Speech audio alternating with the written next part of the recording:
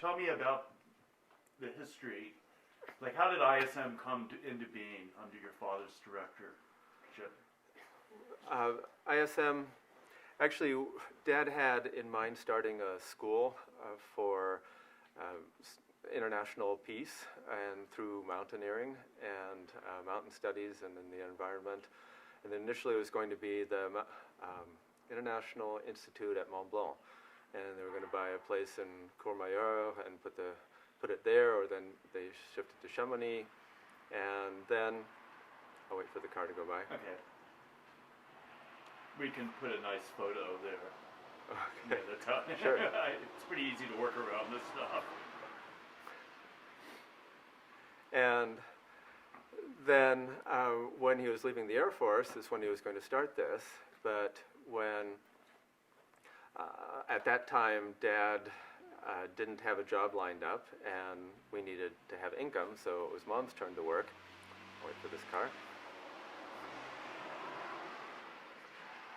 So they figured it was Mom's time to work and earn the money, and Mom had a job offer in Leeds, England, and then she learned about an opening here at the Les Americans School, which had just started a couple years before.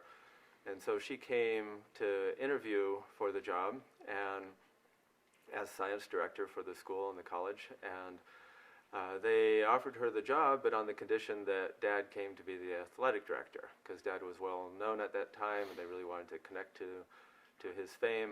And so he reluctantly agreed to take on work, and that wasn't towards this other institute that he wanted to start, that they didn't have funding for. And so he came here to do this, to run the athletics department at the Les Americans School and the American College of Switzerland. And after a couple of years of that, he decided it was really time to get going with what he had in mind, but more focused part of it, which would be specifically the climbing part versus the whole institute devoted to peace and the Cold War.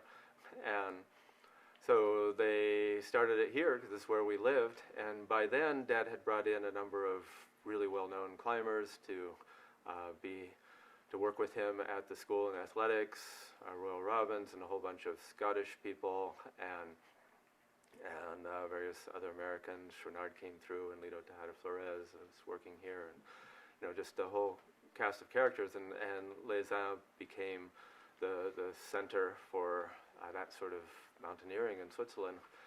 And so when he decided to start the school here,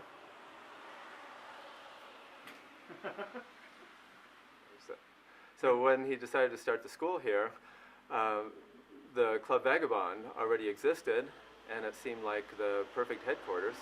I'll just wait. I'll do that over. That's kind of a narrative point. Yeah, so I'll do it over. So when you decided to start the school here, the Club Vagabond was already a central gathering point, and he was good friends with Alan Rankin, who ran it, and they, his partner Bev Clark, Dad's partner for starting ISM, and everybody thought that headquartering at the Club Vag would be a perfect place. It's a good place to accommodate people, centralized. It's already, you don't have to have a brand new space for it.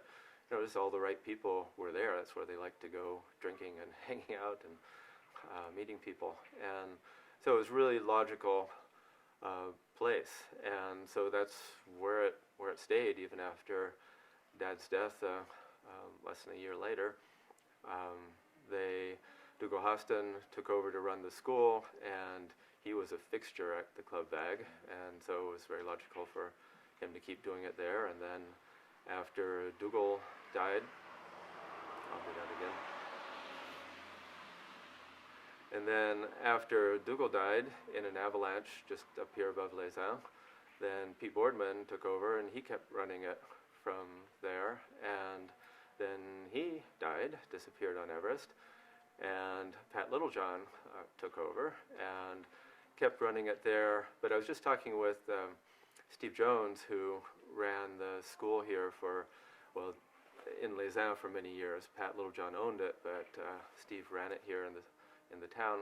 And he was saying that what finally split the school, why they moved out, is that they were losing so many customers because the Club Vag was just so rowdy, and nobody could, clients couldn't sleep, and so they'd have to get up really early the next morning to go climb something, and they'd be exhausted because they've been partying all night. Either they had been, or they couldn't sleep because everybody else was. And so finally, they were losing a lot of customers from being in the Club Vag. The era had kind of changed a bit, and they moved out.